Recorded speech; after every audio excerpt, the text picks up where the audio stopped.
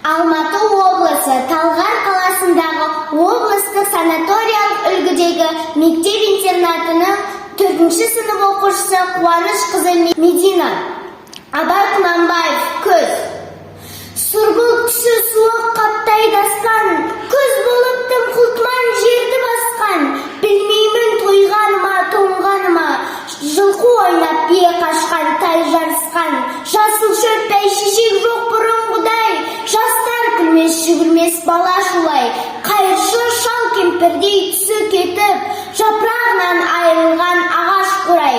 Біреу малма сапсиды салып иін, салбыраңқы тартыпты жыртық киім, енесіне үйіртіп шуда жібін, жас қатында жыртылған жамай күйін. Қастырына қатарласып қайтса бермен, астында ақ жұмшы жүк ол бір керуен. Қай ауылды көрсеңде жабырқаңқы, күлкі ойын көрінбейді сейіл серуен.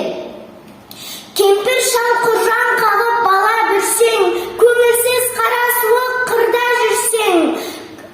Кемік, сүйек, сорпа, су тимеген соң, үйде ит жоқ, тышқан аулап қайда көрсең. Күзеу тозған оты жоқ елдің маңы, тұман болар жел соқса шаң тозаңы.